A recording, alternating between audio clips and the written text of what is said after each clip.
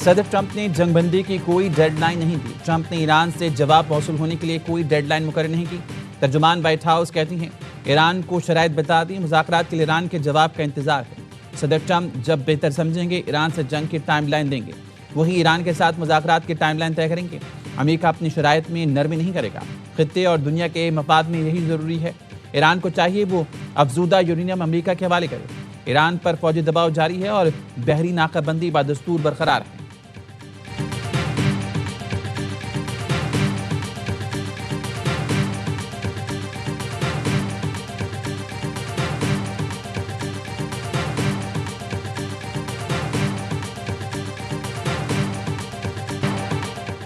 ایران کے ساتھ مذاکرات کا دوسرا دور جمعے کو ہو سکتا ہے۔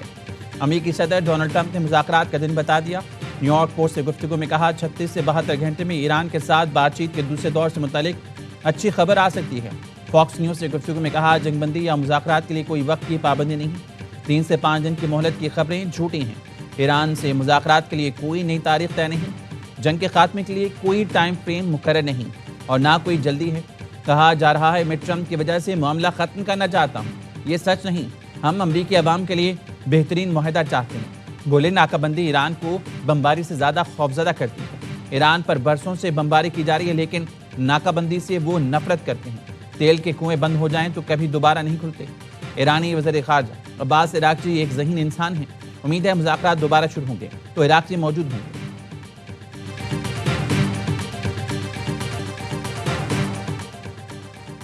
وعدہ خلافی، ناکہ بندی اور دھمکیاں حقیقی مذاکرات کی راہ میں رکاوٹ ہیں۔ ایران نے مذاکرات اور معاہدے کا خیر مقدم کیا اور کرتا رہے گا۔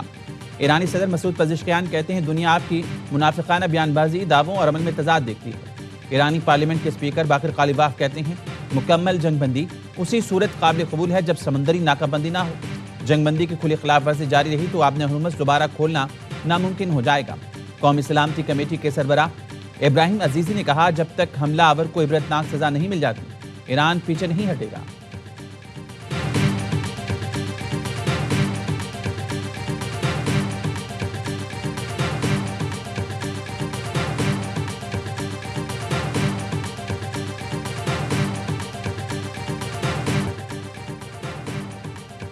آبِ ہرمز میں کشیدگی بڑھنے لگی، ایرانی فوج کا 3 بحری جہازوں پر حملہ، 2 پر قبضہ کر لیا۔ پاسداران انقلاب کا کہنا ہے MSC نامی جہاز اسرائیل کی ملکیت ہے۔ جہاز پر پاناما کا پرچم لگا تھا، آبِ ہرمز سے خلیج عمان کی جانب جا رہا تھا۔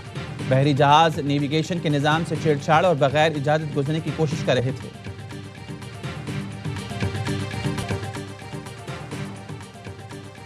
آبِ ہرمز میں کشیدگی کی وجہ امریکی جارحیت ہے۔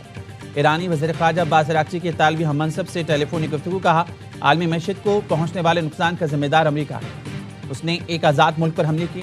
ایران نے اپنی سلامتی کے لیے بین الاقوامی قوانین کے تحت اقدامات کیے۔ ایرانی جوہری تنصیبات پر حملوں پر بعض یورپی ملکوں کی خاموشی اور دوہرے معیار کی شدید مذمت کرتے ہیں۔ اطالوی وزیر خارجہ نے خطے میں امن و استحکام کی بحالی کی ضرورت پر زور دیا۔ ایرانی وزیر خارجہ اور سری لنکن وزیر خارجہ میں ٹیلی فونک رابطہ، خطے کی صورتحال پر گفتگو۔ آبِ ہرمز کی بندش پر سری لنکن وزیر خارجہ نے مشکلات کا بھی ذکر کیا۔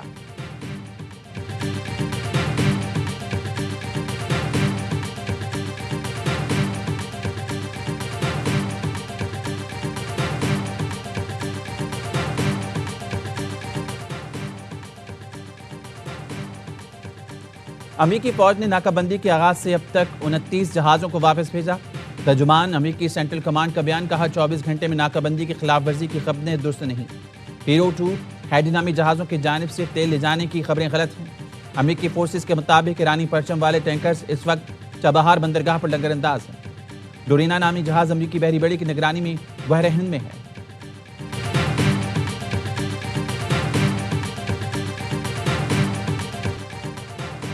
ایران کو کوئی تحفہ نہیں بھیجا گیا، چین نے امریکی الزامات کو مسترد کر دیا۔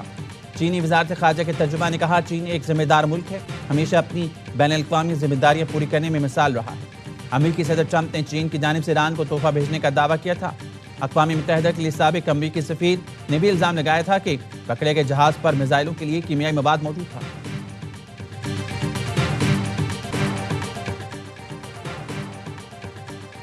آبِ ہرمز مشن پر 30 سے زائد ملکوں کے لیے لندن میں مذاکرات۔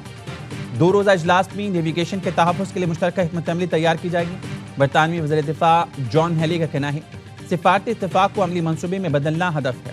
مستقل جنگ بندی کی حمایت کے لیے لاہ عمل تیار کیا جا رہا ہے۔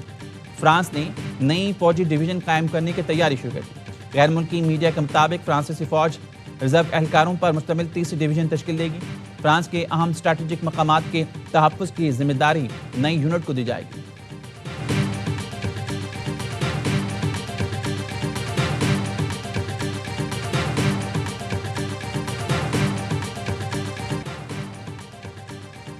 پاکستان کے کہنے پر صدر ٹرمپ کا جنگ بندی میں توسیع کی۔ امریکی صدر نے جنگ بندی ختم ہونے سے چند گھنٹے پہلے اعلان کرتے ہوئے کہا فیلڈ مارشل عاصم منیر اور وزیر اعظم شہباز شریف کی تجویز پر حملے روک رہا ہوں۔ ہمیں کہا گیا ہے ایران پر ابھی حملہ نہ کریں۔ ایران کو متفقہ تجویز کے لیے وقت دے رہی ہیں۔ ایرانی تجویز آنے تک جنگ بندی رہے گی۔ امریکی فوج ناکہ بندی جاری رکھے گی۔ وزیر اعظم شہباز شریف کا جنگ بندی میں توسیع پر ٹرمپ سے اظہار تشکر۔ ایکس پر لکھا فیلڈ مارشل سید عاصم منیر اور اپنی طرف سے شکریہ ادا کرتا ہوں۔ صدر ٹرمپ نے ہماری درخواست کو خوش اسلوبی سے قبول کیا۔ اور امید ہے دونوں فریق جنگ بندی کی پاسداری جاری رکھیں گے۔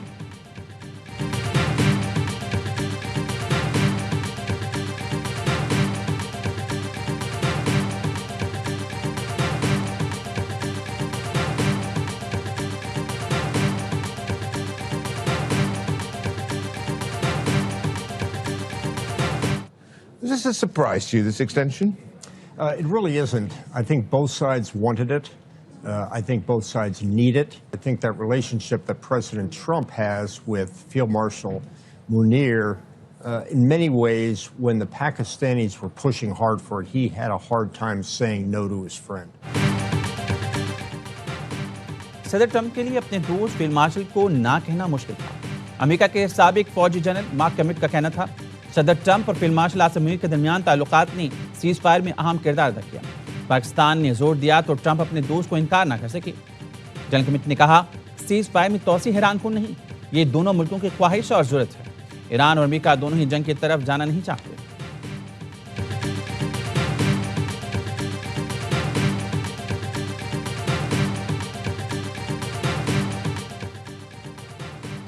وزیر اعظم شہباز شریف سے ایرانی سفیر رضا امیری مقدم کی ملاقات۔ امریکہ ایران تنازع اور مذاکراتی عمل سے متعلق بات چیت۔ وزیر اعظم نے مذاکرات کے دوسرے مرحلے میں ایران کی شمولیت پر زور دیا۔ ایرانی سفیر نے تنازع کے حل کے لیے پاکستان کی سفارتی کوششوں اور میزبانی کی تعریف کی۔ وزیر اعظم شہباز شریف کی زیر صدارت اہم مشاورتی اجلاس، سینئر وفاق کے وزراء اور اعلیٰ حکام کی شرکت۔ ایران امریکہ جنگ بندی میں توسیع کے بعد کی صورتحال پر تبادلہ خیال کیا۔ مذاکرات کے دوسرے دور کو یقینی بنانے کے لیے پاکستان کی سفارتی کوششوں کا جائزہ۔ اجلاس میں امریکی صدر کی طرف سے جنگ بندی میں توسیع کے اعلان کا خیر مقدم کیا گیا۔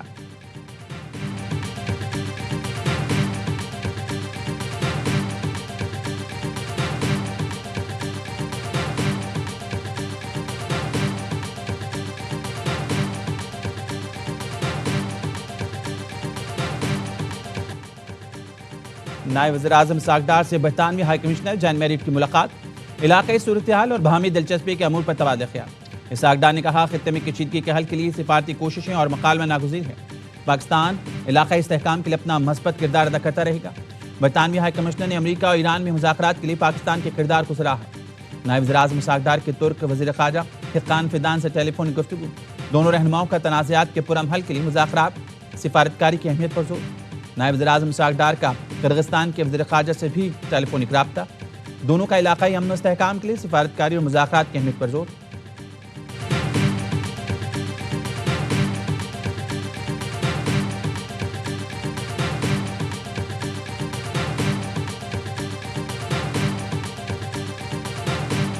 ایران کے ساتھ جنگ میں امریکہ کے میزائل ذخائر میں کمی آ گئی۔ سی این این کے مطابق ماہرین اور پینٹاگون اہلکاروں کا کہنا ہے امریکی فوج نے اپنے میزائل سٹاکس کا 45% حصہ استعمال کر لیا۔ میزائل میں اضافے کے لیے معاہدے ہو چکے لیکن ڈلیوری میں 3 سے 5 سال لگ سکتے ہیں۔ امریکہ نے مالی سال 2027 کے دفاعی بجٹ میں تقریباً 42% تک اضافے کی تجویز دی۔ مجوزہ دفاعی بجٹ $1.5 ٹریلین تک پہنچ سکتا ہے، جو امریکی تاریخ کا سب سے بڑا دفاعی بجٹ ہوگا۔ بجٹ کا بڑا حصہ جدید ہتھیاروں اور نئی ٹیکنالوجی کی ترقی پر خرچ کیا جائے گا۔ جنوبی لبنان پر اسرائیلی حملے میں خاتون صحافی شہید۔ لبنان کا اسرائیل پر صحافیوں کو تعاقب کر کے نشانہ بنانے کا الزام۔ لبنانی وزارت صحت کی طرف سے جاری بیان میں کہا گیا التری میں لبنانی صحافی زینب اور امل خلیل پر اسرائیل نے دوبارہ حملہ کیا۔ اسرائیلی فوج نے لبنانی ریڈ کراس کی ایمبولینس پر بھی فائرنگ کی اور گرینیڈ پھینکا. زخمی زینب فرج کو اسپتال منتقل کیا گیا، تاہم شدید فائرنگ سے امدادی ٹیمیں عمل خلیل پہنچنے میں ناکام رہیں. لبنان کے امدادی مشن میں رکاوٹ ڈالنے اور انسانی ہمدردی کی بنیاد پر کام کرنے والی ٹیموں کو نشانہ بنانے کی مذمت.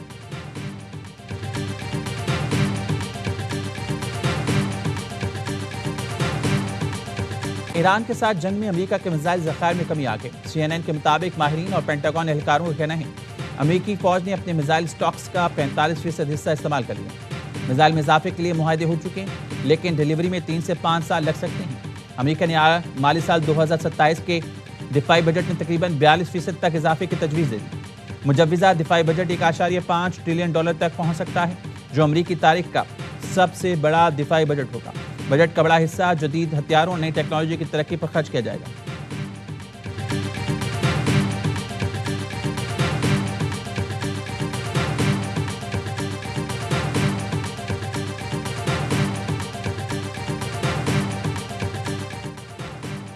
ایران میں حکومت اور مسلح افواج کے حق میں ملکین مظاہرے.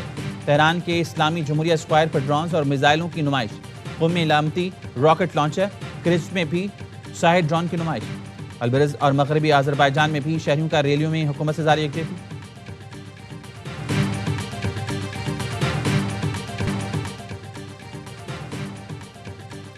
ایران اور روس کے تیل پر پابندیوں میں 30 دن کی توسیع کر دی. امریکی وزیر خزانہ نے سینٹ کمیٹی کو بتایا فیصلہ 10 غریب اور کمزور ملکوں کی درخواست پر کیا گیا تاکہ دنیا میں تیل کی کمی نہ ہو. انہوں نے کہا اگر یہ چھوٹ نہ دی جاتی تو تیل کی قیمت $150 تک جا سکتی تھی. آبِ ہرمز میں کشیدگی، عالمی مارکیٹ میں تیل پھر مہنگا. برینٹ کروڈ آئل $101 سے تجاوز کر گیا. WTI کروڈ $92 فی بیرل سے زائد. ابوظہبی کروڈ بھی $100 سے بڑھ گیا. آبِ ہرمز کی بندش کے باعث ایران کے 3000 کنٹینر کراچی پورٹ پر پھنس گئے. الجزیرہ کا کہنا ہے ایرانی حکام کا کنٹینرز کے زمینی راستے سے ترسیل کے لیے پاکستانی حکام سے رابطہ.